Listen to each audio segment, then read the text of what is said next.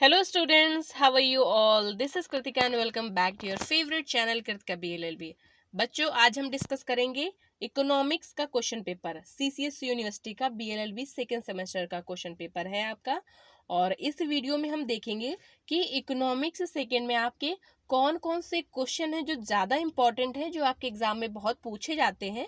और इकोनॉमिक्स का आंसर लिखते समय जब भी हम इस क्वेश्चन पेपर को सॉल्व करें तो एग्जाम में जब इसका आंसर लिखिए तो हमें ऐसी क्या क्या इंपॉर्टेंट बातें हैं जिनका खास ख्याल रखना चाहिए, जिससे कि हमें एग्जाम में नंबर अच्छे मिले।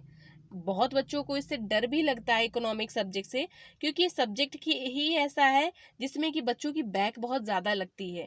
क्योंकि कुछ बच्चों को इसमें बिल्कुल इंटरेस्ट नहीं होता और कुछ बच्चों को इसमें बहुत होता है। कुछ बच्चों के तो इसमें नंबर भी बहुत अच्छे आते हैं। तो आखिर वो ऐसा क्या करते हैं जिससे कि उनके नंबर अच्छे आते हैं, ये आज हम इस वीडियो में देखने वाले हैं। तो वीडियो बहुत ही ज़्यादा इंपॉर्टेंट होने वाला है, इसलिए बहुत ध्यान से वीडियो को देखिएगा। और वीडियो को शुरू करने से पहले मैं आपको बता दूं कि अगर आपने इस चैनल को सब्सक्राइब कर लिया है तो बहुत अच्छी बात है, नहीं किया तो ज़रूर कर लीजिएगा। क्योंकि आपके जितने भी मैंने पेपर अपलोड किए हैं CCS यूनिवर्सिटी के, मैं उन सभी को कोशिश करूंगी कि मैं आप लोगों के एग्ज़ाम से पहले ही उनको सॉल्व कर दूं। क्योंकि आप सभी लोगों के कमेंट बहुत ज़्यादा आए थे कि मैम इन क्वेश्चन पेपर्स को सॉल्व भी कर दीजिए, जिससे कि हमें ये मालूम हो जाए कि हम आंसर कैसे इसका लिखें। तो मैं कोशिश करूँगी कि मैं इन सबको बहुत जल्द सॉल्व कर दूँ। ठीक है, तो आप लोग इस चैनल से जुड़े रहिएगा और नोटिफिकेशन ऑन कर लीजिएगा, जिससे कि मैं जैसे वीडियो अपलोड करूं तो आप लोगों को मिल पाए। ओके, तो अब हम इसमें देखते हैं कि जो पहला क्वेश्चन है आपका, पहला क्वेश्चन क्या है। पहला क्वेश्चन है आपका उदारीकरण एवं निजीकरण में आपको अंतर बताना है। ये क्वेश्चन आपका बहुत ज़्यादा इंपॉर्टेंट है। इस तरह से आपका शॉर्ट क्वेश्चन बन सकता है कि उदारीकरण क्या है या निजीकरण क्या है। लेकिन इस क्वेश्चन पेपर में आया है कि उदारीकरण और निजीकरण में आपको डिफरेंस बताना है। ठीक है, ये क्वेश्चन बहुत ही ज़्यादा इंपॉर्टेंट है, इसलिए इसको बहुत अच्छे से इन दोनों टॉपिक्स को पढ़ लीजिएगा आप लोग। अब जो आपका सेकंड क्वेश्चन है what do you mean by import substitution. जो आयात प्रतिस्थापन है, इससे आप क्या समझते हो, आपको इसको बताना है।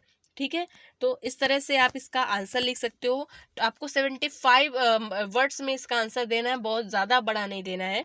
तो आप इस तरह से इन क्वेश्चंस को पढ़िएगा और पहले इनके बारे में थोड़ा सा आपको बताना है और फिर जो मेन क्वेश्चन पूछ रहा है आपको उसका आंसर देना है।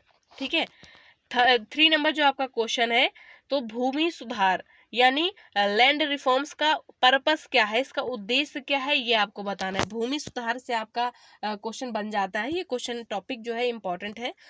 4 नंबर जो क्वेश्चन है पूछता है इसमें कि what is industrial sickness. Industrial sickness क्या है, औद्योगिक रूढ़ता क्या है, ये आपको बताना है। ठीक है, तो ये भी क्वेश्चन बहुत अच्छा है।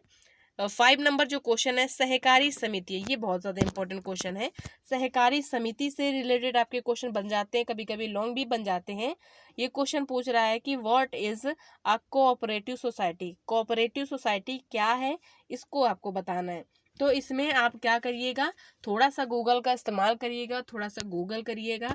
जो भी करंट में जो फैक्ट्स चल रहे हों, जो न्यूज़ हो, हेडलाइंस हो, आप इनको थोड़ा सा कहीं शॉर्ट लिस्टेड कर लीजिएगा। जो भी आपका क्वेश्चन पूछ रहा है उससे इम्पॉर्टेंट फैक्ट आप अपनी कॉपी के पीछे आप लिख सकते हो, जिससे कि एग्ज़ाम के समय जब आप पेपर देने जाओ तो उनको एक बार देख लीजिएगा। अब इसमें देख लेते हैं, ये चीज़ आपको लॉन्ग क्वेश्चन में ज़्यादा करने की ज़रूरत है, क्योंकि शॉर्ट क्वेश्चन में आपको बहुत ज़्यादा मेहनत करने की ज़रूरत नहीं है, क्योंकि उसमें ज़्यादा नंबर नहीं मिलते हैं। लॉन्ग क्वेश्चन में आप जितनी ज़्यादा मेहनत कर लोगे वहाँ से आपके नंबर बढ़ने के चांसेस ज़्यादा हैं। तो सेक्शन बी जो आपका लॉन्ग क्वेश्चन है, जिसमें 10 नंबर का क्वेश्चन आता है, तो इसमें 2 क्वेश्चन आपको करने हैं। तो पहला जो क्वेश्चन है, ये क्वेश्चन पूछ रहा है नई अंतर्राष्ट्रीय आर्थिक व्यवस्था पर टिप्पणी आपको लिखनी है। ठीक है, जो न्यू इंटरनेशनल इकोनॉमिक जो ऑर्डर है NIEO, ये क्या है आपको इसके बारे में बताना है। थोड़ा सा एक्सप्लेन में 200 वर्ड्स का आंसर देना है आपको। ठीक है, अब जो नेक्स्ट क्वेश्चन है आपका 7 नंबर, श्रम हितों के संरक्षण में व्यापार संघों की भूमिका यानी role of trade unions in protecting labour interest, यानी जो श्रमिक है, श्रमिक के हितों को संरक्षण करने में जो व्यापार संघ है इनकी भूमिका बतानी है। ठीक है, ये बहुत ही अच्छा क्वेश्चन है। यहाँ पर आप अगर चाहो तो जो आपका लेबर लॉ है उससे रिलेटेड अगर आपको कुछ केसेस मिल जाएं तो वो आप लिख सकते हो इसमें। ठीक है, या नहीं भी ज़रूरत हो तब भी आप इनको इंक्लूड कर लीजिएगा अपने आंसर में, जिससे कि आपका आंसर ज़्यादा बेटर हो जाए बाकी बच्चों की अपेक्षा। 8 नंबर जो क्वेश्चन है, एक क्वेश्चन है, भारत में कृषि विपणन की क्या समस्याएं हैं, कृषि विपणन व्यवस्था को सुधारने के लिए उपाय सुझाइए। ठीक है, तो ये आपका क्वेश्चन बहुत ही ज़्यादा अच्छा क्वेश्चन है।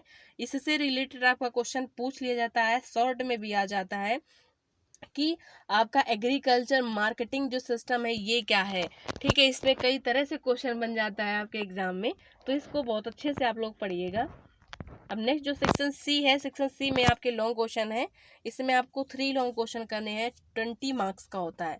इसमें आपको थोड़ा सा ज़्यादा एक्सप्लेन में लिखना होगा, आपको 6 से 7 पेजेस का आप आंसर लिख सकते हो। इसमें जो क्वेश्चन है 9 नंबर, तो ये पूछ रहा है इसमें मल्टीनेशनल जो कॉरपोरेशंस हैं, बहुराष्ट्रीय निगम क्या है, बहुराष्ट्रीय निगम क्या है, और इसको बताना है भारतीय अर्थव्यवस्था के विस्तार में उनके प्रभाव की आलोचनात्मक आपको परीक्षण करनी है। ठीक है, ये भी बहुत अच्छा क्वेश्चन है। तो यहाँ पर आप क्या कर सकते हो कि इनसे जो फैक्ट्स हैं, जो डाटा है, ठीक है, आप वो लिख सकते हो इसमें। थोड़ा सा अगर आंकड़ों में कोई भी चीज़ अगर आंकड़ों में लिखोगे या किसी कंट्री से कंपैरिजन करा दोगे, या किसी कंट्री जो डेवलप कंट्री है, डेवलपिंग कंट्री है, इनमें थोड़ा सा अगर कंपैरिजन करके आके इकोनॉमिक्स में आप आंसर लिखोगे तो आपको ज़्यादा नंबर मिलने के चांसेस हैं। ठीक है, और करंट में जो चल रहा हो, करंट से रिलेटेड आप काफ़ी कुछ लिख सकते हो इसमें। अब 10 नंबर क्वेश्चन है, विश्व बैंक के कार्य, जो एक वर्ल्ड बैंक है, वर्ल्ड बैंक के कार्य क्या है और भारत के आर्थिक विकास में विश्व बैंक की भूमिका की चर्चा करनी है। तो वर्ल्ड बैंक है क्या, इसकी स्थापना कब हुई है, ये डेट्स आप लोग याद रखिएगा। ये भी क्वेश्चन बहुत ज़्यादा इंपॉर्टेंट है। वर्ल्ड बैंक, विश्व बैंक जो है, इससे रिलेटेड आपके क्वेश्चन बन जाते हैं, शॉर्ट में भी बन जाएंगे। इस तरह से क्वेश्चन आपका शॉर्ट में भी आ सकता है कि विश्व बैंक के कार्य क्या है, या भारतीय आर्थिक विकास में इसकी बैंक की भूमिका क्या है, ये शॉर्ट में भी बन सकता है। इसलिए इस क्वेश्चन को बहुत अच्छे से पढ़िएगा आप लोग। ये इंपॉर्टेंट क्वेश्चन मैं क्यों बोल देती हूँ कि ये क्वेश्चन इंपॉर्टेंट है, क्योंकि वैसे क्वेश्चन तो सभी इंपॉर्टेंट होते हैं, लेकिन क्या होता है कि हमारा माइंड इस तरह से होता है कि जब हमें ये पता चलता है कि ये क्वेश्चन ज़्यादा इंपॉर्टेंट है तो हम उस क्वेश्चन को ज़्यादा सीरियस होकर पढ़ते हैं, और वो क्वेश्चन हमें ज़्यादा याद भी होता है। ऐसा मैंने एक्सपीरियंस किया हुआ है। तो इसलिए जो इंपॉर्टेंट क्वेश्चन है उनको आप अपने जहाँ से आप पढ़ रहे हो, चाहे बुक से पढ़ रहे हो या ईजी नोट्स, एलपी कहीं से भी पढ़ रहे हो, नोट्स से ही आप अपने कॉलेज के पढ़ रहे हो, तो जो इंपॉर्टेंट क्वेश्चन हुआ करे उनमें अंडरलाइन कर सकते हो, टिक कर सकते हो, इंपॉर्टेंट लिख सकते हो। इससे क्या होता है, जब हम लर्न करते हैं तो वो क्वेश्चन हम ज़्यादा सीरियस होकर लर्न करते हैं, या वो हमें याद भी ज़्यादा देर तक रहता है। ठीक है, अब 11 नंबर जो क्वेश्चन है हमारा, तो 1991 के पश्चात भारतीय अर्थव्यवस्था में किए गए संरचनात्मक सुधारों की आपको चर्चा करनी है। जो संरचनात्मक जो सुधार किए गए उसके बारे में आपको बताना है। अब जो 12 नंबर जो क्वेश्चन है, भारतीय कृषि के वर्तमान परिदृश्य का वर्णन करना है आपको, और सरकार के द्वारा स्थिति सुधारने के लिए क्या कदम उठाए गए हैं। ये बहुत अच्छा क्वेश्चन है, भारतीय कृषि से रिलेटेड आपका क्वेश्चन एक जरूर कोई ना कोई आएगा। ये क्वेश्चन शॉर्ट में भी पूछे जाते हैं, इसलिए इनको बहुत अच्छे से आप लोग पढ़ लीजिएगा। ठीक है, कि सरकार ने क्या कदम उठाए हैं उनको आप लिख सकते हो। तो इसलिए बोलते हैं कि अगर जो बच्चा न्यूज़ देखता है, डेली करंट अफेयर पढ़ता है, जो इस तरह की इकोनॉमिक्स की जो इससे रिलेटेड जो न्यूज़ होती हैं आप उनको ज़रूर पढ़ा करो, या नहीं भी पढ़ रहे हो, पढ़ते हो तो आप इस इकोनॉमिक्स में एक अच्छा आंसर लिखने के लिए थोड़ी सी गूगल में रिसर्च कर सकते हो। जो इम्पोर्टेंट डाटा है, जो कृषि जो सरकार की योजनाएं हैं जो कृषि से रिलेटेड, तो आप उन सभी चीज़ों को लिख सकते हो। सरकार ने जो कदम उठाए हैं, जो नई नई योजनाएं, नई नई परियोजनाएं लागू की हैं, आप उनको लिख सकते हो। इनकी एक लिस्ट बना सकते हो कि कभी कभी अगर आपको ज़रूरत पड़ जाए कि कोई आंसर आ जाए, क्वेश्चन आ जाए जिसमें आपको बहुत कुछ नहीं आ रहा हो, तो आपने जो डाटा कलेक्ट किया हुआ, थोड़ी गूगल से रिसर्च करी हुई है, आप अगर उन सबको लिख देते हो तो आपको बहुत अच्छे मार्क्स मिलते हैं इकोनॉमिक्स में। ठीक है, जो आपको 13 नंबर क्वेश्चन इसमें दिया है, ये है औद्योगिक वित्तीय संस्थाओं की भारत में औद्योगिक विकास की भूमिका की आलोचनात्मक परीक्षण करनी है।